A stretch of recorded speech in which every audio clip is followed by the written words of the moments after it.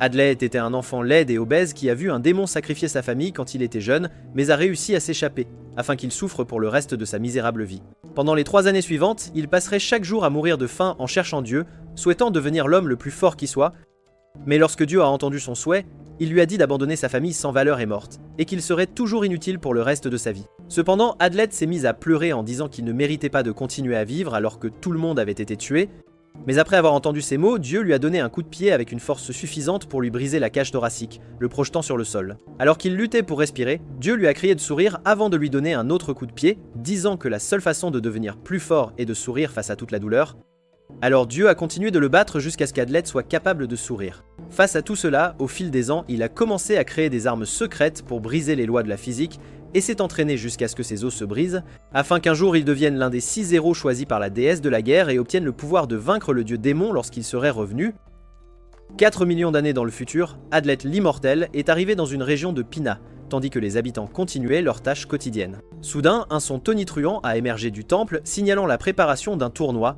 Ce bruit attira la foule à l'extérieur du temple où Adlet, en tant que premier ministre, se tenait aux côtés du roi de Pina sur une plateforme surélevée. S'adressant à la foule, il annonça le début des demi-finales du tournoi rituel. Adlet a présenté le duel à venir entre le capitaine de la garde royale Bethel Pina, également connu sous le nom de Fierté de la Nation, et Quartavet Tomaso, un représentant des mercenaires de l'Ours Rouge. Il a indiqué que le vainqueur de cette bataille aurait le droit de coucher avec Nashitania, la princesse de Pina, qui avait remporté le tournoi précédent. Alors que tous attendaient chaque mot du roi en présence de la princesse et de la statue majestueuse de la déesse du destin, Adlet a fait irruption dans l'arène, défiant audacieusement les 2 guerriers. « Je suis l'homme le plus fort du monde », a-t-il il proclamé devant la foule étonnée. Furieux de l'interruption, les guerriers ont ordonné aux gardes du palais de se débarrasser d'Adlet. Les gardes l'ont encerclé, mais grâce à une utilisation habile d'épingles acérées, il les a désarmés, ne laissant que les 2 guerriers debout, car ils avaient bloqué toutes les épingles dirigées vers eux. Enragés, les guerriers ont attaqué Adlet, qui a déployé un rideau de fumée qui a obscurci leur vision. Avec l'ingéniosité de ses outils, Adlet a fait preuve d'une grande prouesse au combat malgré le manque de visibilité et a réussi à vaincre les 2 guerriers. Une fois la fumée dissipée, les guerriers étaient vaincus, au grand étonnement de la foule. Après sa victoire, Adlet a célébré devant la statue de la déesse du destin, la suppliant d'être choisi comme l'un des braves des Six Fleurs. Cependant, sa célébration a été interrompue lorsque les gardes du palais l'ont capturé, et la foule autrefois confuse lui a maintenant jeté des objets avec colère alors que le soleil se couchait. Adlet, ne montrant aucun remords, a calmement fait face aux fonctionnaires du roi qui le condamnaient depuis la prison. Au milieu du chaos, une servante a recherché Adlet, excitée de rencontrer l'homme dont elle avait entendu parler. Elle s'est présentée comme sa grande admiratrice, et ils se sont serrés la main à travers les barreaux de la prison. Adlet, embarrassé mais toujours vantard de son titre autoproclamé, a accepté de parler de lui. Il a commencé par raconter son passé dans sa ville natale, la nation des lacs blancs, et comment il s'en était échappé. Il a également raconté sa rencontre avec son maître strict, Spiker, qui l'a entraîné à vaincre le dieu démon. Avec assurance, Adlet s'est de nouveau vanté des techniques que son maître lui avait enseignées, la convainquant qu'il était l'homme le plus fort du monde. La servante lui a posé des questions sur le tournoi, et il a expliqué que Cordobe de Tomaso avait remporté les demi-finales parce que le capitaine de la garde royale s'était disloqué l'épaule, mais finalement, Nashitania l'a vaincu au dernier tour. Ensuite, la servante a demandé à Adlet comment il était si certain qu'il serait choisi comme l'un des braves des siffleurs. Déterminé, Adlet a affirmé avec confiance qu'il était destiné à être choisi. Ensuite, ils ont discuté de la légende du sein de la fleur de l'âme, racontant comment le dieu démon est apparu sur le continent il y a 1000 ans, faisant des ravages depuis l'extrême occident. Les démons qu'il a créés ont ravagé l'Empire royal et dévasté des villages entiers. Les gens, résignés à leur sort, ont été témoins de l'arrivée d'un saint portant une seule fleur, qui a mené une bataille épique pour renvoyer le dieu démon en extrême occident après une lutte longue et acharnée. Cependant, le saint avertit que le dieu démon n'était pas mort et qu'il finirait par se réveiller à nouveau, prophétisant que 6 guerriers choisis apparaîtraient pour utiliser leur pouvoir et le renvoyer en sommeil. Les braves des siffleurs sont choisis dans le temple de la déesse du destin, construit par le saint de la fleur de l'âme il y a 1600 ans. Cette sélection a été faite pour la première fois il y a 1000 ans, puis à nouveau avec succès il y a 300 ans. Cependant, Adlet a informé que les démons avaient recommencé à apparaître au cours des 10 dernières années et avaient tué 2 braves potentiels. Le lendemain, Adlet a été condamné à une peine de prison à durée indéterminée. Il a été transféré dans une prison souterraine. Jour après jour, Adlet a continué son entraînement en prison. Un jour, alors qu'il était encore incarcéré, il a envisagé de s'échapper de la nation. Il a observé une lueur rouge venant de l'extrême occident qui a troublé les gens. À ce moment-là, Adlet a été choisi comme l'un des braves des Six Fleurs et a reçu la marque des braves. Peu de temps après, la princesse Mashitania, accompagnée de gardes du palais, a rendu visite à Adlet en prison, se révélant également comme l'une des braves choisies. Adlai a été surpris de découvrir que la servante qui lui avait rendu visite plus tôt était en fait la princesse Nashtania. Ensemble, Adlet et Nashtania se sont échappés de prison et ont chevauché vers l'ouest à travers le continent pour rencontrer les autres braves, embarquant pour un long voyage. Après avoir quitté, ou plutôt fui, le palais de Pina, Adlet et Nashitania ont fait un arrêt en chemin vers la terre des démons hurlants pour récupérer une boîte pleine d'outils. Le soleil se couchant, ils ont continué leur voyage hors de Pina, laissant le palais loin derrière une bonne fois pour toutes. Le lendemain matin, ils ont traversé un verger, un paysage qui a fasciné Nashitania, qui a admis qu'elle n'était jamais sortie du palais auparavant. Ils ont rencontré plusieurs moissonneurs, et Nashitania s'est servi de fruits dans leur panier, ainsi que des chevaux, sans se soucier du paiement. Adlet, d'un autre côté, a payé les vendeurs, fronçant les sourcils devant son comportement impulsif. Nashitania a expliqué que son manque d'expérience l'avait amené à croire que les fruits étaient cultivés sur des assiettes. Après une courte promenade, ils ont décidé de se reposer à l'ombre d'un arbre dans un espace ouvert. Nashitania a utilisé son pouvoir de sainte des épées pour créer plusieurs lames acérées et a épluché des carottes avec elles, appréciant ses capacités. Adlai a fait l'éloge des compétences de Nashitania et elle lui a ensuite demandé s'il avait déjà rencontré un saint auparavant. Adlai a confirmé qu'il en avait et a expliqué que le saint qu'il connaissait n'était pas heureux d'avoir été choisi. Ils ont discuté de la façon dont les filles sont choisies comme saintes et Nashitania a promis d'utiliser ses pouvoirs pour le bien. Cependant, dans son excitation, elle a créé plusieurs épées et les a pointées sur Adlet, l'exhortant à les esquiver dans le cadre de son entraînement. Agacé, Adlet a utilisé son épée pour se défendre et a crié à Nashitania d'arrêter d'être si violente. Elle s'est arrêtée et s'est excusée, baissant la tête et expliquant qu'elle s'était laissée emporter. Adlet s'est calmée, mais Nashitania a révélé que ses excuses n'étaient qu'un acte. Alors que le soleil se couchait, ils ont continué leur voyage à cheval vers la terre des démons hurlants. Adlai a rappelé à Nashitania qu'ils étaient tous les deux des braves en mission pour vaincre le dieu démon, et Nashitania lui a assuré qu'elle finirait par se calmer car elle était nouvelle dans le voyage. Alors que la puissance diminuait, ils ont décidé de se reposer dans les restes d'un bâtiment qui était maintenant une structure ouverte. Adlai s'est allongé sur le sol, contemplant le ciel. Nashitania, remplie de tristesse, a expliqué comment le Premier ministre avait pris le relais après son père, tandis que les habitants de Pina blâmaient son père d'avoir incité à une guerre civile. Elle a également mentionné que sa mère et son frère aîné étaient décédés. Elle a dit à Adlet qu'il était la seule personne en qui elle pouvait avoir confiance. Cependant, Adlet a expliqué qu'il la traitait comme une égale parce qu'elle était une brave, et il lui a jeté une couverture pour se couvrir et dormir. À l'aube, Nashitania était déjà réveillée, contemplant le paysage au lever du soleil. Quand Adlet s'est levé, ils ont brièvement parlé, tripotés d'énergie et de détermination pour vaincre le dieu démon.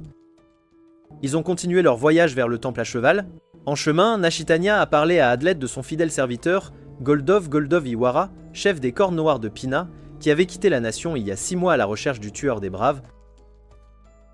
Elle a expliqué qu'elle n'avait pas eu de nouvelles de lui depuis 6 semaines, plaisantant que le tueur des braves l'avait peu être déjà tué. Cependant, elle a fait valoir que Goldov serait certainement vivant car il était fort et s'était battu facilement lors du tournoi précédent. Nashitania a également informé Adlet de la disparition de Rolonia, la prêtresse du soleil, qui était dotée d'un grand pouvoir mais qui était maintenant vieille et incapable. Adlet n'était pas sûr de croire si elle avait été enlevée par le tueur des braves ou non.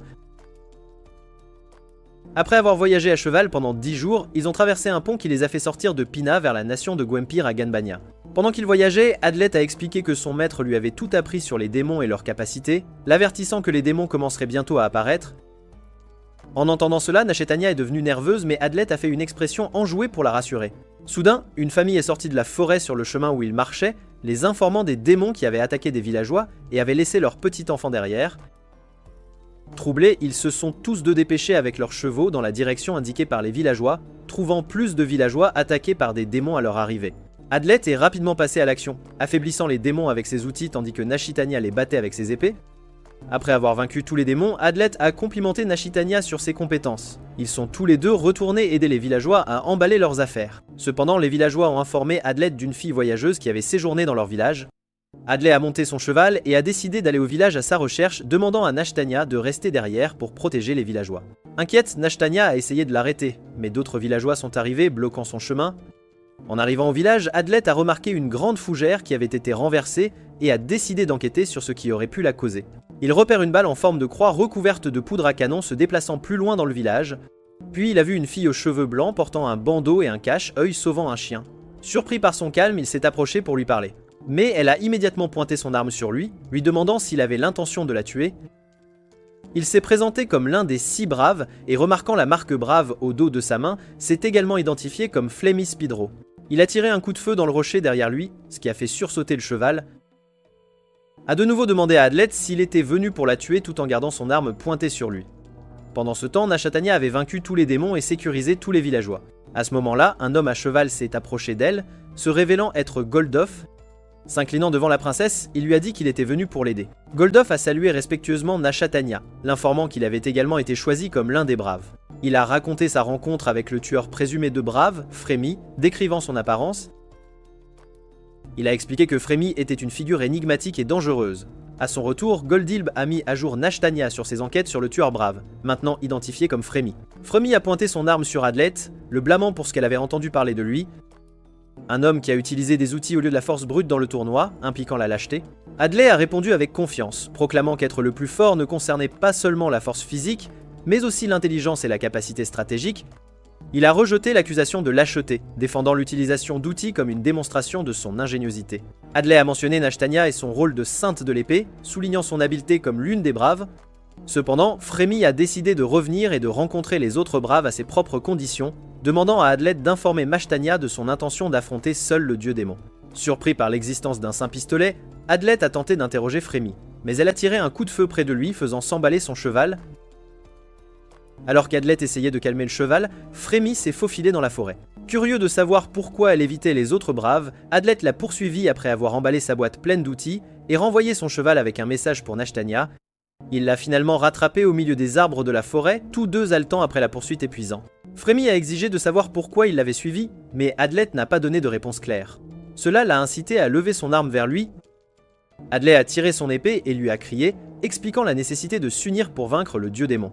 Malgré ses menaces de le laisser tranquille, Adlet a persisté et a obscurci sa vision avec un écran de fumée, attrapant rapidement son sac plein de poudre à canon.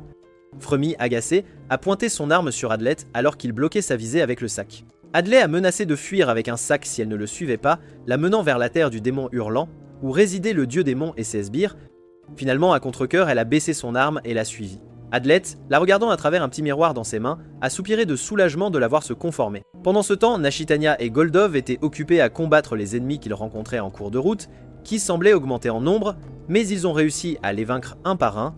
Lorsque le cheval est revenu avec le message d'Adlet, il a informé Nashtanya qu'il avait rencontré un nouveau brave et lui a demandé de continuer vers leur destination. Ils se sont dépêchés sur leurs chevaux vers la terre du démon hurlante, où ils rencontreraient les autres braves.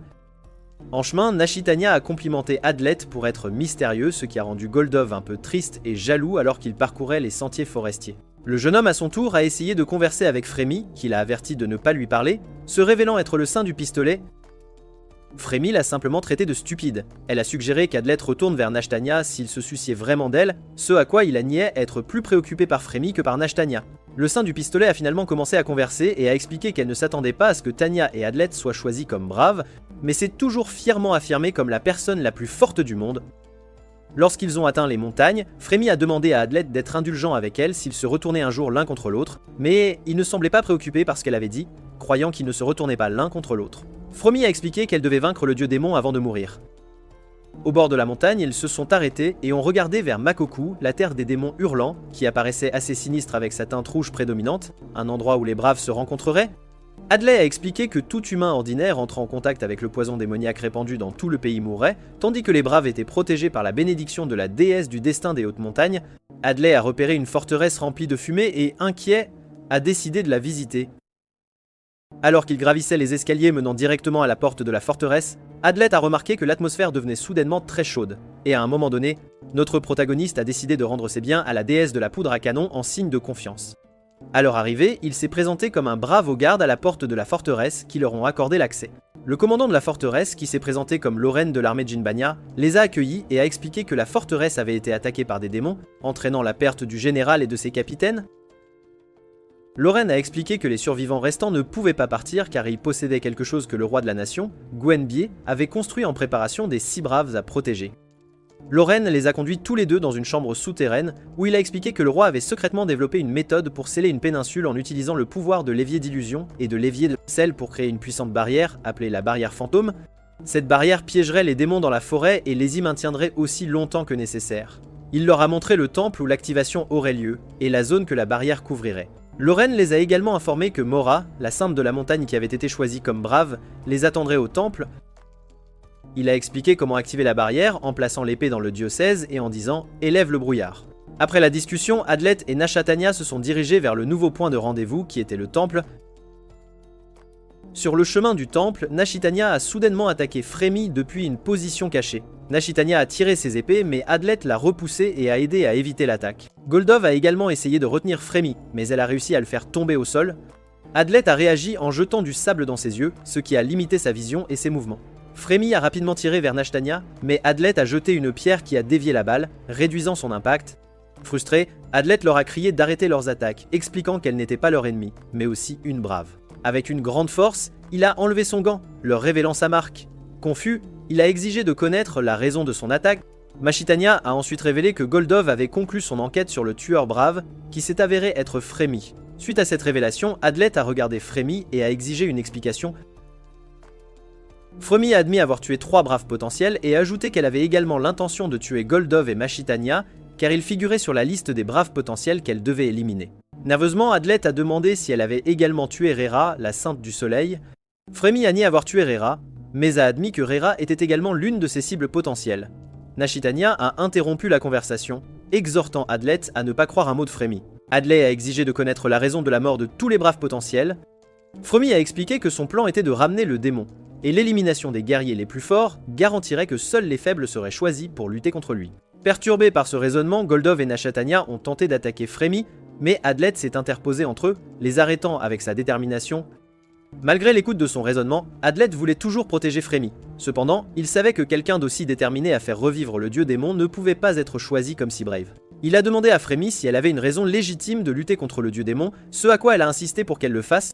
Frémy a affirmé que son désir de vaincre le dieu démon était authentique, même si elle était connue comme la tueuse de braves. Déterminé à se ranger du côté de Frémy, Adlet a insisté sur le fait qu'il ne devrait pas se battre. Perturbé par la décision d'Adlet, Nashitania a finalement accepté et a ordonné à Goldov de coopérer avec eux.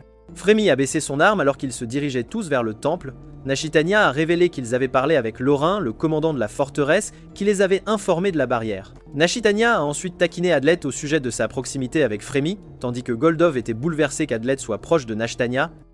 Au cœur de la forêt, sur le chemin du temple, Adlet a remarqué des démons voler dans les airs et larguer des bombes dans la forêt. Ils ont commencé à courir vers le temple voisin, mais ont été arrêtés par des démons bloquant leur chemin. Les démons ont attaqué alors qu'ils se défendaient et ont réussi à en vaincre certains, mais leur nombre était accablant. Clairement en infériorité numérique, Nashitania a ordonné à Adlet de continuer vers le temple et de leur laisser les démons. En atteignant le temple, Adlet a vu une femme dont le visage était couvert et qui semblait inconsciente sur le sol. Cependant, la femme a signalé d'urgence à Adlet d'entrer dans le temple. Se dépêchant, Adlet a essayé d'ouvrir la porte du temple, mais elle nécessitait une clé. Il a demandé si la femme avait la clé, mais elle a refusé. Il a donc placé un ensemble de bombes à l'entrée et les a fait exploser, ouvrant la porte en grand. Soudain, des gardes blindés du MP se sont précipités hors de la porte ouverte et ont attaqué Adlet. Il s'est battu contre les gardes, mais la femme qui semblait inconsciente s'est transformée en monstre et s'est rapidement échappée comme le vent. Adlet a tenté de poursuivre le monstre, mais le temple a rapidement été englouti dans un épais brouillard, le laissant perplexe. Il s'est précipité dans le temple et a découvert qu'une barrière mystérieuse avait été activée, les piégeant tous à l'intérieur. Confus, il cherchait un indice sur qui aurait pu activer la barrière quand Goldov est arrivé. Nashitania s'est précipitée, visiblement surprise, et a demandé à Adlet s'il était responsable de l'activation de la barrière. Goldov a tenté de la désactiver en retirant un mot inscrit sur la pierre, mais le brouillard est resté inchangé. Adlet se souvint d'une barrière similaire créée par le dernier saint du sel, un brave, et essaya de reproduire la méthode de désactivation. Il s'est coupé la main, laissant couler son sang sur la pierre tout en criant que la barrière soit libérée, mais le brouillard a persisté. Agité, Nashitania a arraché le mot à Adlet et a commencé à agir de façon erratique, finissant par briser la tablette de pierre de frustration. Soudain, une jeune fille de petite taille est entrée dans le temple, surprenant tout le monde. Elle s'est présentée comme Simatroso, la sainte des marais, et l'une des 6 braves choisies. Cependant, Adlet, affirmant son propre titre de plus fort, a contesté sa prétention. Semé était sur le point d'attaquer Frémy, la soupçonnant d'être la tueuse des héros, quand une autre femme est entrée et a interrompu la scène. Elle s'est identifiée comme Mora Chester, la sainte de la montagne et la chef du temple, qui a réprimandé Shammai pour son comportement impulsif. Mora a ensuite informé qu'il y avait un étranger parmi eux. Au loin, une silhouette étrange pouvait être vue entrant lentement sous les yeux attentifs des personnes présentes. Mora l'a présenté comme Handsome T, un autre des braves choisis qu'elle avait récemment rencontrés. Cette révélation a porté le nombre à 7 individus avec les crêtes de braves, indiquant la présence d'un imposteur au sein de leur groupe. Mora a suggéré que chacun révèle sa crête des siffleurs pour confirmer leur soupçon qu'un d'eux était un ennemi.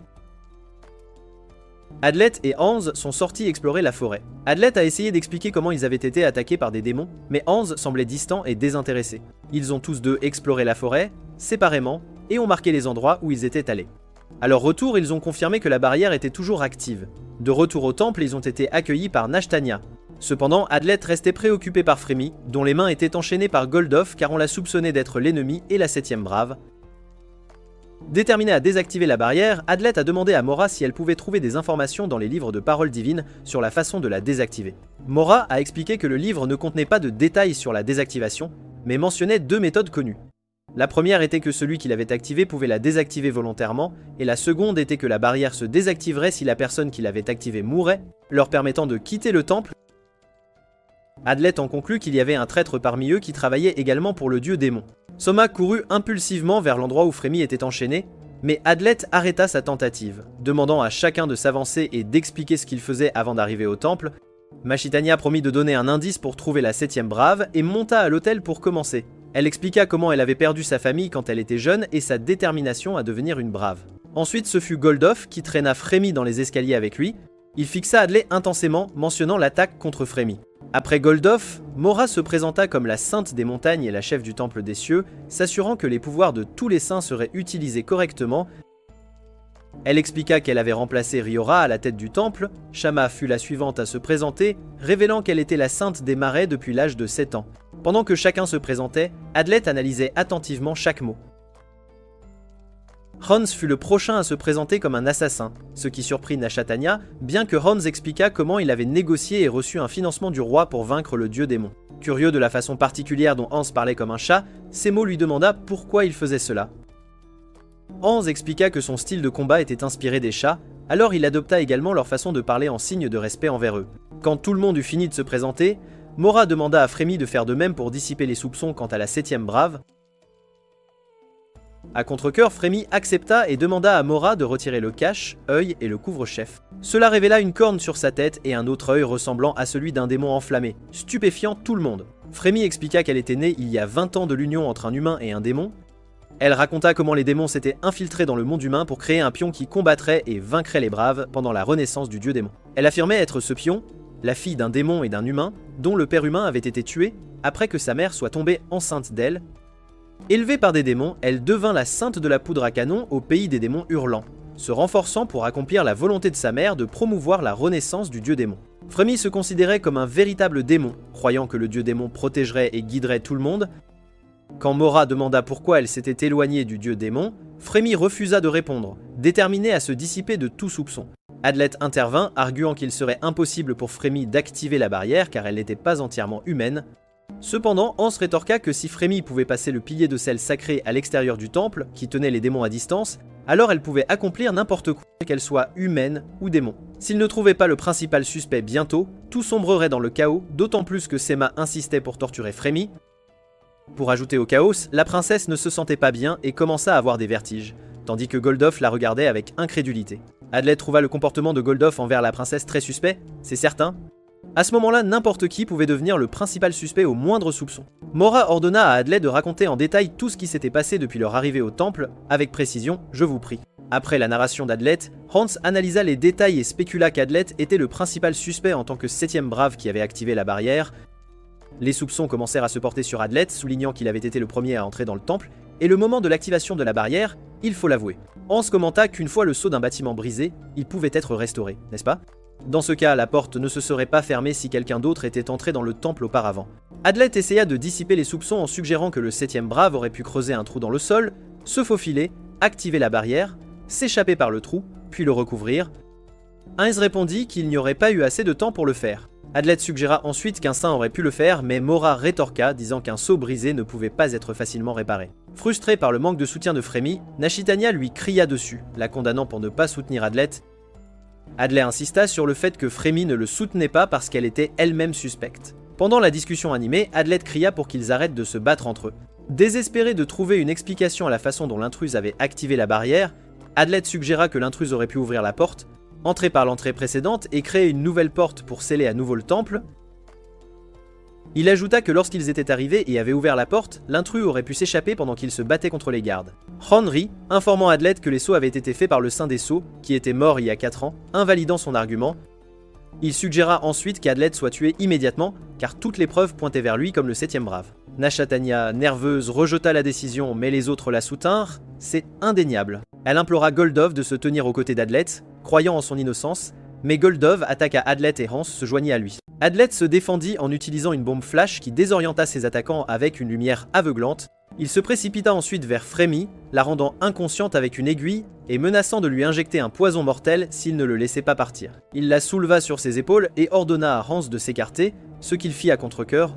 Adlet lança une autre bombe flash vers l'entrée de l'hôtel pour faciliter sa fuite. Alors qu'il courait à travers le temple, Hans lui lança un couteau, qui le frappa dans le dos une fois la lumière dissipée. Ils essayèrent de le poursuivre, mais Adlet avait disposé de nombreux pièges sur son chemin, les empêchant de continuer. Blessé par le couteau, Adlet s'effondra inconscient dans la forêt. Mora et Jöns n'étaient pas sûrs de l'emplacement exact d'Adlet, ils retournèrent donc au temple à la nuit tombée. Mora examina la crête des saints sur la poitrine de Anne, expliquant que la flamme brûlait toujours, et que si l'un des braves mourait, les pétales sur la crête disparaîtraient. Ils retournèrent ensuite au temple où Nashtania, Goldov et Shamu attendaient à l'extérieur, toujours perplexes par ce qui s'était passé. Ils se demandaient pourquoi Adlet aurait enlevé Frémy. Ils décidèrent de reprendre la recherche à l'aube dans la forêt où Adlet s'était effondré. Adlet, inconscient, commença à rêver de son enfance, jouant et s'entraînant avec des bâtons aux côtés de son ami. Dans le rêve, il pelait des champignons à la maison tout en bavardant avec sa sœur de son entraînement pour devenir fort. Lui et sa sœur préparèrent ensemble une soupe aux champignons et partagèrent joyeusement un repas. Soudain, dans le rêve, Adlet apparut affamé et sous-alimenté, faisant face à un vieil homme qui l'exhorta à rejoindre l'armée pour devenir plus fort, mais il refusa, déterminé à devenir l'homme le plus fort du monde pour vaincre le dieu démon et les démons. Le vieil homme, ému, lui demanda de sourire, et lui dit que s'il voulait être le plus fort, il devait apprendre à rire même dans le désespoir. Adlet se réveilla de son rêve et réalisa que sa blessure avait été guérie par Frémy, qui était maintenant consciente. Frémy expliqua qu'elle ne l'avait aidé que parce qu'elle était sûre à 99% qu'il était le 7e brave, mais pas complètement certaine. Dans la forêt, entourée par la nature, Adlet tenta d'allumer un feu en utilisant du bois sec et une pierre pour créer des étincelles, mais il échoua. Frémy remarqua ses vains efforts et l'aida à allumer le feu en utilisant de la poudre à canon créée à partir de sa paume. Alors qu'ils discutaient, ils remarquèrent que l'air était plus froid par rapport au début de la matinée. Et Frémy expliqua que c'était dû à la barrière de sel autour du temple, conçue pour empêcher les démons d'entrer. Ils examinèrent tous les deux les informations sur la façon dont la barrière avait été brisée, analysant chaque détail pour trouver des indices. Ils en conclurent qu'il devait y avoir 2 ennemis. L'un d'eux étant le 7e brave, tandis que l'autre s'infiltrait dans le temple et activait la barrière pour les y attirer. Après avoir spéculé, Adlet demanda à Frémy de se joindre à lui dans cette recherche pour démasquer le véritable imposteur. Cependant, Frémy refusa d'aider, ce qui ne fit que renforcer la détermination d'Adlet à trouver le 7e brave, se souvenant des paroles de son maître sur le fait de rire dans le désespoir. Au milieu de la forêt et par une nuit noire, alors qu'Adlet gardait un sourire confiant, croyant qu'il était l'homme le plus fort, Frémy, surprise, exigea de savoir pourquoi il voulait être l'un des 6 héros. Adlet fut surpris que Frémy se soit intéressée à lui pour la première fois, car elle ne s'intéresse jamais à personne. Mais cette fois, la jeune fille tenait à savoir comment un homme ordinaire pouvait affirmer avec confiance être l'homme le plus fort du monde. Il expliqua que son maître, Arthur Spica, était obsédé par la défaite des démons et avait créé de nombreuses armes pour y parvenir. Le jeune homme étudia de nombreux livres sur la façon de fabriquer des poisons et d'autres armes, ainsi que des informations sur la recherche et le développement scientifique. Adlet ajouta que son maître figurait sur la liste des braves potentiels à tuer, mais n'était pas une priorité élevée en raison de son âge avancé. Tous ses élèves avaient fui parce que son entraînement était trop rigoureux, mais Adlet nia avoir fui, endurant tout l'entraînement que son maître lui avait enseigné. Fréby croyait qu'il y avait une raison derrière tous les efforts du jeune homme aux cheveux roux. Adlet raconta comment, quand il était enfant, un démon alé était entré dans son village pendant que lui et son meilleur ami Raynor jouaient sur le terrain. Le démon les menaça, et bien qu'Adlet essaya d'empêcher son ami de le combattre, ils ne purent rien faire. Le démon avait une apparence très étrange. Cependant, lorsqu'il leur parla, il s'adressa à eux très gentiment. Mais les enfants étaient trop choqués pour répondre. Et puis il alla au village parce qu'il était intéressé à parler aux adultes là-bas. Cette nuit-là, Adlet ne put pas dormir et passa la nuit à lire tout ce qu'il put sur le dieu démon. Le lendemain matin, le chef du village informa les villageois qu'il déménagerait dans la terre de Makoku, le pays des démons, et serait gouverné par le dieu démon. Certains villageois protestèrent avec colère, mais le démon avait ordonné au chef du village d'arracher le cœur de quiconque s'opposerait et de les prendre comme signe de loyauté envers le dieu démon. Frémy demanda à Adlet de décrire l'apparence du démon. Voyant cela, il dit que le démon ressemblait à un humanoïde, de la taille de Goldilf, et avait 3 ailes. Frémy ajouta que les ailes ressemblaient à celles d'un corbeau. Adlet fut surpris que Frémy connaisse le démon, quel à propos. Elle expliqua que le démon était l'un des trois ayant le pouvoir de dominer les autres démons, et était celui qui avait eu l'idée de créer un demi-démon. Elle révéla également que le démon avait créé le démon qui était sa mère biologique. Adley révéla tristement que son meilleur ami et sa sœur aînée étaient morts en le protégeant pour s'assurer qu'il puisse s'échapper du village. Il expliqua comment il s'accrochait aux paroles de son maître pour devenir fort. Fremy l'interrompit, disant qu'elle l'invitait parce qu'elle avait toujours cru que sa mère biologique et ses autres amis l'aimaient vraiment. Elle raconta comment elle devint la sainte de la poudre à canon et une brave assassin en raison des ordres de sa mère, qu'elle aimait beaucoup. Avec une expression désolée, Fremy parla de la façon dont elle alla après Chameau, qui la vainquit, et elle s'échappa à peine avec de graves blessures. À son retour à la maison, sa mère essaya de la tuer et ses amis l'ignorèrent. Brisé par la trahison de sa mère biologique, Fremy jura de vaincre le dieu démon. Adlet, surpris par cette révélation, réalisa que Fremy n'était pas la 7e brave, mais elle n'était pas non plus entièrement sûre qu'il ne l'était pas non plus. Adley demanda à Fremy de se joindre à lui dans la quête pour révéler le véritable imposteur et vaincre le dieu démon afin qu'elle puisse enfin se venger, mais elle refusa de lui offrir son aide. Fremy donna à Adlet un signal de poudre à canon que seule elle pouvait suivre et partit pour le temple, menaçant qu'elle pourrait le tuer la prochaine fois qu'ils se rencontreraient, et que c'était sa décision d'utiliser le signal de la poudre à canon ou non. Dans la nuit noire, enveloppée de brume, Mora et Goldarf étaient à l'extérieur à observer le temple quand Fremy arriva. Mora demanda à propos d'Adlet et Fremy, les informa que le garçon s'était échappé. Le lendemain matin, Fremy raconta à Mora et aux autres l'histoire qu'Adlet lui avait racontée. Chameau et Yuns, tout en écoutant ce que Fremy disait, doutèrent qu'elle ait pu affronter Adlet la nuit précédente puisqu'ils s'entendaient très bien. Cependant, Fremy affirma fermement qu'elle avait toujours cru qu'Adlet était l'imposteur parce que sa boîte à outils était toujours au temple. Ils en conclurent qu'il reviendrait pour elle, mais ils ne pouvaient pas l'attendre. Mora les divisa en groupes pour rechercher Adlet. Nashitania et Goldof iraient du côté ouest, Mora et Fremy à l'est, Siamo dans la forêt, et Hans attendrait au temple au cas où Adlet reviendrait.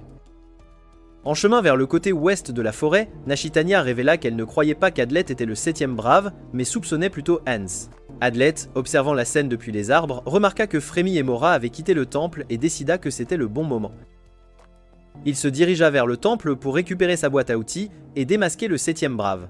Cependant, en atteignant l'entrée, Hans l'empêcha d'avancer davantage en lançant un petit couteau, puis en bondissant sur lui pour l'immobiliser. Hans réussit finalement à épingler Adlet au sol et commença à le narguer, soulignant toutes les preuves une fois de plus. Il exigea qu'Adlet révèle pour qui il travaillait. Cependant, Adlet, toujours ingénieux pour se sortir des ennuis, utilisa instantanément un écran de fumée attaché à sa taille, provoquant le flou de la vision de lui et de Hans. Il tenta de fuir directement dans la forêt, mais heurta rapidement une colonne, trébucha et tomba. Han le rattrapa rapidement et commença à prendre le dessus grâce à ses capacités supérieures de félin, ce qu'Adlet reconnut même intérieurement faisait de Hans un génie. Hans rattrapa finalement Adlet et commença à se débarrasser de tous les outils qu'il avait avec lui pour alléger sa charge en ne gardant que son épée. Intrigué et suspicieux, Hans savait qu'Adlet avait un plan caché. Cependant, Adlet se vanta qu'il pouvait le vaincre sans utiliser d'armes secrètes, concluant dans son esprit que la victoire ne consistait pas à vaincre Hans, mais à laver son nom et à démasquer le 7e brave qu'ils soupçonnaient tous. Han devint prudent, observant tous les environs et les mouvements d'Adlet pour savoir où il pourrait attaquer secrètement. Soudain, Adlet poussa son épée vers l'épée droite de Hans, réussissant à le désarmer. Cela attira l'attention de l'homme-chat. Adlet expliqua ensuite que s'il était le 7e brave, il n'aurait pas gâché sa seule occasion de vaincre sa cible. Faisant semblant de le croire, Hans baissa les mains, ce qui fit se sentir Adlet soulagé. Soudain, Hans admit qu'il était le 7e brave, ce qui alerta Adlet. Rapidement, Adlet courut pour récupérer ses outils, mais il était déjà trop tard, car Hans avait déjà fait bouger son maître, et dans son mouvement rapide, il coupa le cou d'Adlet. Cependant, il s'avéra que c'était une hallucination. Hans expliqua qu'il avait délibérément coupé Adlet pour lui faire halluciner. Il expliqua en outre que contrairement aux chats, les humains mentent avec leurs mots et trompent avec leurs actions, et qu'on ne peut pas leur faire confiance, sauf quand ils sont sur le point de mourir. Leur visage révèle alors la vérité. Hans en conclut que si Adlet était vraiment l'imposteur, la confusion se serait affichée sur son visage lorsqu'il annonça qu'il était le 7e brave. Au lieu de cela, Adlet sembla sincèrement soulagé, ce qui amena Hans à conclure qu'Adlet n'était pas l'imposteur. Soulagé que Hans le croie, Adlet récupéra ses outils et revêtit ses vêtements. Ils déclarèrent qu'ils retourneraient au point de départ pour trouver le véritable 7e héros. Dans la partie orientale de la forêt où Mora et Fremy se dirigeaient, Adlet avait passé la nuit à se remettre de ses blessures. Mora demanda si Fremy avait une idée d'où il était allé, ce à quoi Fremy nia le savoir. Cependant, Fremy analysa tout ce qu'elle trouva à l'endroit où Adlet avait passé la nuit et suggéra de continuer à avancer pour le trouver, mettant en garde contre la précipitation pour éviter de tomber dans un piège. Mora essaya de gagner la confiance de Frémy en déclarant qu'elle croyait que Frémy n'était pas la 7e brave. Cependant, Frémy l'informa de certains villageois qui avaient été emmenés par des démons dans les terres des démons hurlants, ce qui fit ressentir à Mora de la culpabilité, car elle était au courant de l'incident mais manquait de preuves. Donc il ne fut pas enquêté. Frémy rassura Mora, déclarant que ce n'était pas de sa faute et qu'elle ne devrait pas s'en vouloir. Mora se confia à Frémy au sujet de ses sentiments chaleureux envers Adlet et lui rappela qu'Adlet était le 7e brave et devait être tué immédiatement s'il était vu. Cependant, Frémy l'informa qu'elle reconnaissait Adlet comme l'ennemi et n'hésiterait pas à le tuer si nécessaire. Pendant ce temps, Nashitania et Goldof étaient à l'endroit où les 6 braves finiraient par se rassembler, c'est logique. Nashitania essayait de rassembler toutes les preuves possibles pour prouver que Hans n'était pas le 7e héros, mais Goldof essaya précipitamment de la convaincre qu'Adlet était l'ennemi. Aveuglé par la jalousie, Goldof cria sur Nashtania, lui demandant pourquoi elle était si préoccupée par Adlet. Nashtania lui rappela qu'ils étaient en mission pour vaincre le dieu démon et ne devraient pas se laisser aveugler par l'affection. Elle admit qu'elle avait toujours su pour les sentiments de Goldof envers elle, mais n'avait pas le temps de s'en occuper à ce moment-là. Il faut dire, se calma et s'excusa pour son comportement. Dans le temple, Hans essayait de trouver une voie d'évacuation cachée parmi les murs, mais il n'en trouva aucune, car le sceau était parfait, c'est exact. Adlet essayait de trouver un outil dans sa boîte à utiliser et à démasquer le 7e. Le brave Hans expliqua que si Adlet mourait, Frémy serait la prochaine suspecte. Adlet vaporisa des produits chimiques sur l'autel. Han demanda ensuite comment la barrière avait été activée, car on ne lui avait jamais dit comment cela se ferait. En fait, soudain, il se souvint que les seuls à savoir comment activer la barrière étaient Frémy, Mora et Goldof. À ce moment précis, ils remarquèrent une énorme créature passer l'entrée du temple. Ils se précipitèrent pour voir ce que c'était et trouvèrent Chameau dehors. Hans essaya d'expliquer à Chameau qu'Adlet n'était pas l'ennemi, mais Chameau n'écoutait pas et commença à les attaquer, crachant des liquides qui se transformaient en démons. Adlet et Hans tentèrent de courir vers la forêt, mais ils furent bloqués par les démons. Alors qu'Adlet et Hans abattaient les démons, ils se régénéraient et les encerclaient. Chameau ordonna à Hans de tuer Adlet, disant que si la barrière était désactivée, elle n'aurait pas à le tuer aussi.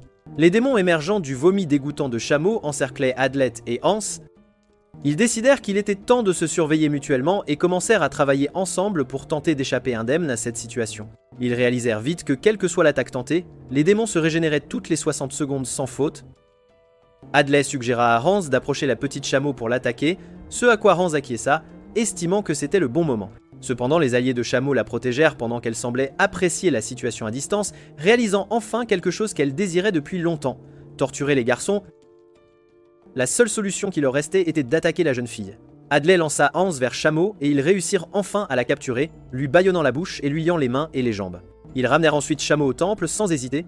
Dans le temple, Adlet demanda à Chameau si elle savait quelque chose de la barrière avant leur arrivée, mais elle le nia. Pendant ce temps, Mora et Frémy se précipitent vers le temple. Frémy croit fermement que Chameau n'a pas pu perdre. Hans et Adlet laissèrent Chameau ligoter sur l'autel et se dirigèrent vers la forêt. Adlet expliqua comment Frémy l'avait délibérément laissé partir. Han mentionna que Frémy était la personne la plus susceptible d'être soupçonnée d'être la 7e brave. Hans avertit qu'il ne devrait pas contacter Frémy car elle vit dans le monde des ténèbres et considère tout le monde comme des ennemis. Notre protagoniste admet que tout ce que Hans a dit pourrait être vrai, mais continue d'avancer pour trouver Frémy, coûte que coûte. Hans avertit Adlet et lui rappela que Frémy le détestait vraiment, l'exhortant à être prude dans la forêt. Cependant, Adlet décida de prendre le risque et s'aventura seul pour essayer de la rencontrer. Il finit par laisser tomber la poudre à canon que Frémy lui avait donnée la nuit précédente sur le sol, ce qui lui signala immédiatement de s'arrêter brusquement. Malgré leur vaste différence, il garde l'espoir, au plus profond de son cœur, qu'elle ne le déteste pas vraiment. Pourtant, il se souvient de ses avertissements selon lesquels, s'ils se rencontraient à nouveau, elle le tuerait. Pendant ce temps, Mora arrive au temple et réprimande Chameau et Hans pour avoir laissé Adlet s'échapper, croyant qu'il avait tout sous contrôle. L'homme bête informa Mora qu'il ne croyait pas qu'Adlet était le 7e brave et expliqua que notre protagoniste avait découvert le complot du 7e dans la forêt.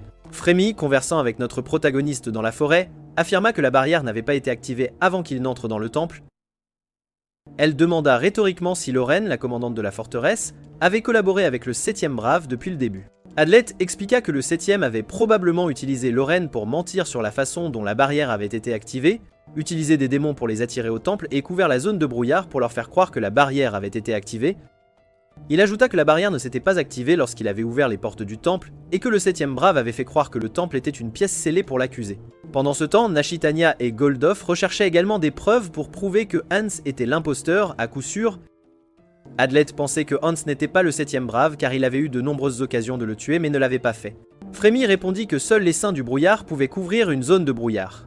Plus tard, Frémy révéla que les pieux enfouis autour de la forêt étaient utilisés pour activer la barrière et expliqua qu'un seul type de barrière pouvait être activé à cet endroit dans le temple.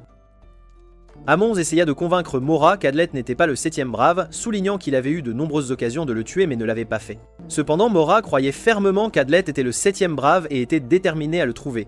Pensant que Hans et Nashtania avaient été dupés par ses mensonges, c'est certain, Frémy rétorqua en disant que les preuves d'Adlet n'étaient pas plausibles, et elle ne le croyait pas. Adlet commença à réfléchir à un moyen de rencontrer Nashtania, pensant qu'elle était la seule qui lui ferait confiance. Frémy commença à fabriquer une bombe à poudre, mais s'arrêta lorsqu'Adlet expliqua qu'elle serait la prochaine suspecte s'il venait à mourir, surprenant Frémy par ses efforts continus pour la protéger. Pendant ce temps, Nashitania et Goldoff marchaient dans la forêt, réfléchissant à la façon dont Adlet semblait différent des autres. Dans la forêt, Adlet parla avec Frémy ayant l'intention de lui faire croire qu'il n'était pas le 7e brave, en quelque sorte. Bien que Frémy ait admis qu'elle avait commencé à lui faire confiance, elle pointa son arme sur lui sans hésitation, exigeant de savoir pourquoi il l'avait toujours protégé et pourquoi il ne l'avait jamais soupçonné. Adlet donna une raison à moitié sincère, mais Frémy insista pour qu'il soit honnête avec ses mots. Dans ses pensées, Adlet se souvint de la façon dont il l'avait utilisé pour s'échapper du temple, un moment où ils avaient eu une conversation sincère. Finalement, il décida de lui dire la vraie raison. Adlet commença à expliquer comment il avait essayé de réprimer ses émotions pour devenir plus fort et combattre leurs ennemis, mais il n'y était pas parvenu.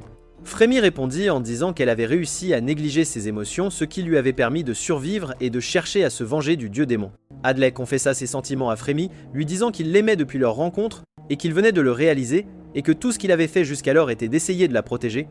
Frémy, confuse et surprise, relâcha son emprise sur l'arme, mais refusa d'accepter ses raisons. Elle se retira ensuite disant qu'elle n'avait nulle part où aller après avoir vaincu le dieu démon. Cependant, Adlet, fier d'être l'homme le plus fort du monde, lui proposa de lui créer un foyer aimant. D'abord déconcerté, Frémy réfléchit profondément à ses paroles, mais leva ensuite la tête et lui tira dessus, concluant la scène en déclarant qu'elle était maintenant certaine qu'ils seraient ennemis. Goldoff et Nashatania entendirent les coups de feu et se dirigèrent rapidement vers la zone d'où ils provenaient. De retour au temple, en entendant les coups de feu, Mora savait qu'Adlet était avec Frémy et ordonna à Chameau de veiller sur Hans. Effrayé, Chameau obéit sans poser de questions. Mora invoqua ensuite le pouvoir des montagnes et l'utilisa pour envoyer de fausses informations dans toute la région, affirmant qu'Adlet avait blessé Hans, accusant clairement Adlet d'être l'imposteur. Anne, agacé, essaya de l'arrêter car il allait parfaitement bien, mais il fut bloqué par les démons de Chameau dans la forêt. Adlet s'enfuit tandis que Frémy continuait à lui tirer dessus. Cependant, il informa Frémy que Mora était l'imposteur et lui montra les blasons des braves à distance, lui disant que Hans était toujours vivant. Déterminé à le confronter, Frémy continua à poursuivre Adlet. Dévasté et se sentant trahi par la nouvelle, Anashitania entra dans une rage folle, et les yeux remplis de fureur, trancha tous les arbres qui l'entouraient avec ses épées. Goldoff resta figé, stupéfait par sa puissance. Frémy, toujours à la poursuite d'Adlet, créa une bombe et la lança pour signaler sa position aux autres. Constatant le signal, Mora se dirigea vers l'endroit en question. Alors qu'Adlet courait avec sa boîte sur le dos, il demanda à Frémy de vérifier le temple et de confirmer que Hans était indemne pour prouver que Mora mentait. Cependant, Frémy resta résolue, expliquant qu'elle était certaine qu'il était le 7e brave. Elle lança ensuite des bombes sur l'homme le plus fort du monde, qui esquiva leurs effets et riposta en lançant des aiguilles qui finirent par la frapper. Adlet exigea de savoir pourquoi elle ne le croyait pas. D'une voix tremblante remplie de colère et de chagrin, Frémy expliqua qu'elle pouvait voir à travers lui, le qualifiant d'imposteur. Elle déclara qu'il valait mieux ne faire confiance à personne que de croire en quelqu'un et d'être trahi. Sans plus de mots, elle lança une bombe sur Adlet alors qu'il essayait de l'approcher, l'envoyant voler sous l'impact. Avec cette réponse, Adlet réalisa que ce n'était pas que Frémy ne voulait pas croire, mais qu'elle avait choisi de ne pas le faire à cause de la trahison de sa mère et des démons. Les démons de Chameau commencèrent à s'approcher d'Adlet lorsque Mora arriva sur les lieux et lui asséna un coup puissant. Adlet réussit tant bien que mal à esquiver l'attaque. Ils échangèrent des coups à plusieurs reprises, jusqu'à ce qu'Adlet contre-attaque Mora avec quelques-uns de ses stratagèmes, créant un écran de fumée et apparaissant seul devant Frémy. Frémy alerta Mora, qui se précipita vers eux et était sur le point de frapper Adlet lorsque Frémy tira un coup de feu dans le sol entre eux. Cela fit cesser l'attaque de Mora, déclarant que l'homme le plus fort du monde s'était rendu. Adlet s'agenouilla et demanda ensuite à Mora si Hans allait bien. Mais elle continua à mentir, disant que le jeune homme chat était grièvement blessé à cause de lui, vraiment. Adlet informa Mora que Frémy était innocente et qu'il avait des preuves pour le prouver. Étonné par ces paroles, Frémy le regarda avec surprise. Adlet lui montra un testeur chimique préparé par son maître pour détecter toute trace d'eux et demanda une balle à Frémy, qu'elle accepta de lui donner. Il vaporisa le produit chimique sur la balle qui s'illumina d'un rouge vif, indiquant qu'elle avait été manipulée par Frémy avant qu'elle ne la lui donne. De plus, il expliqua qu'il avait vaporisé quelqu'un sur l'autel et qu'il n'avait constaté aucune réaction, concluant que Frémy n'avait jamais touché l'autel, prouvant son innocence et qu'elle n'avait pas activé la barrière. Frémy, profondément ému par tout ce qu'Adlet avait fait pour prouver son innocence, resta sans voix et continua à lui confesser son amour. Pendant ce temps, agacée par tout ce qu'elle entendait, Mora tenta d'attaquer Adlet une fois de plus, mais Frémy intervint et lui tira dessus. Croyant maintenant en Adlet, Frémy essaya de le protéger, quand soudain Nashitania apparut de l'ombre et les attaqua, menaçant l'homme le plus fort du monde de mettre fin à sa vie, déclenchant une nouvelle vague de chaos. Nashitania, furieuse, chargea Adlet avec l'intention de le tuer tandis que Frémy essaye de le protéger. Goldof est désemparé par la raison pour laquelle la jeune fille aux cheveux blancs le défend et Mora crie qu'Adlet les a trompés, tout simplement.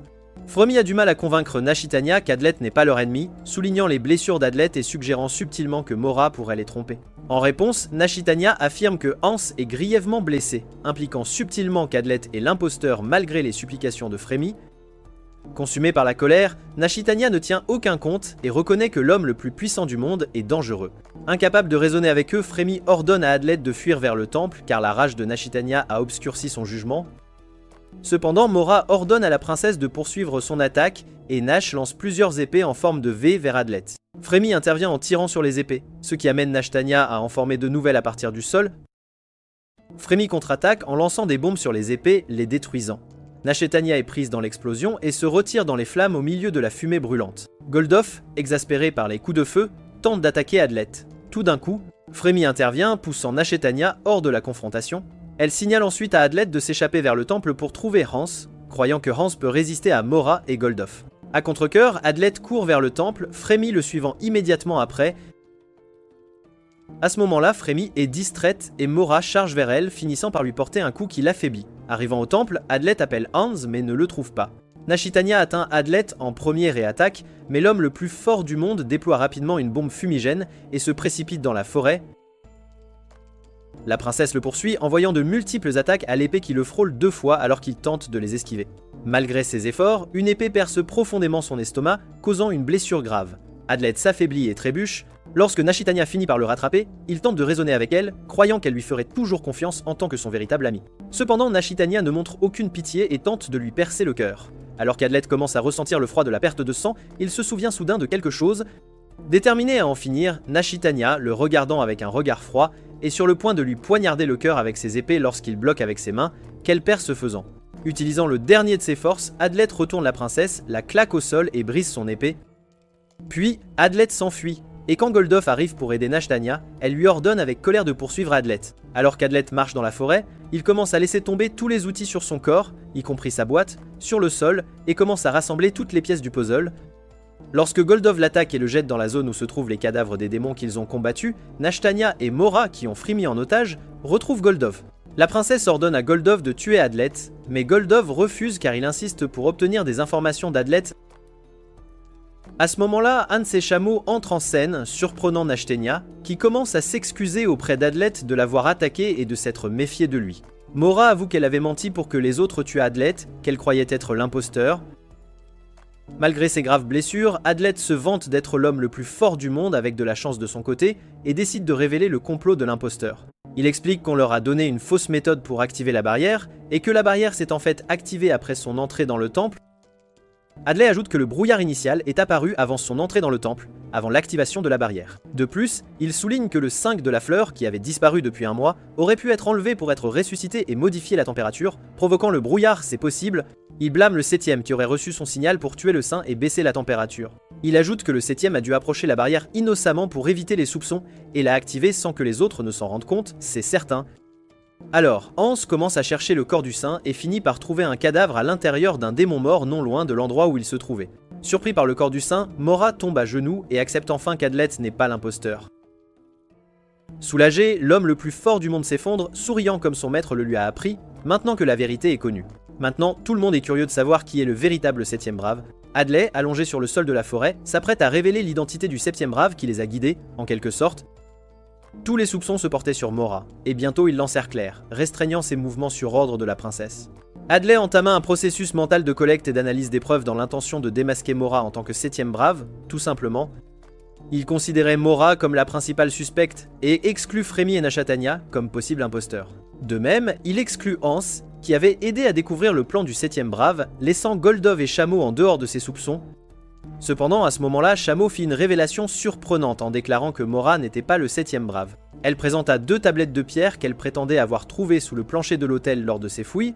Dans une boîte qu'elle découvrit contenait des objets correspondant aux 2 tablettes de pierre. Hans supposa que l'une des tablettes correspondait à celle de l'hôtel, impliquant que le 7e brave avait créé un ensemble d'outils en double pour activer la barrière. Chameau prétendait les avoir trouvés, mais Hans dit que c'était son idée de vérifier le temple un peu partout. Adlai cessa de se disputer et exigea de savoir pourquoi il y avait 2 tablettes. Hans expliqua que la première tablette était identique à celle de l'hôtel, tandis que la seconde contenait des instructions sur la façon de désactiver la barrière, ainsi que des instructions sur la façon de l'activer. C'est très complexe. Tout le monde semblait surpris car il n'avait jamais imaginé qu'il y aurait des instructions sur la façon d'activer la barrière cachée quelque part dans le temple. Hans expliqua ensuite que pour réactiver la barrière, il fallait retirer l'épée avec les tablettes brisées de l'hôtel, puis répéter le processus d'activation, tenir l'épée, laisser le sang couler sur les 2 i et prononcer les mots avant de détruire à nouveau la tablette. Étonné par ce que Hans avait révélé, Adlet réalisa que ce qu'il avait fait pour désactiver la barrière l'avait en fait réactivée. Ils ont supposé que la tablette et l'épée qu'ils ont trouvées étaient les mêmes que celles de l'hôtel du temple, vraiment.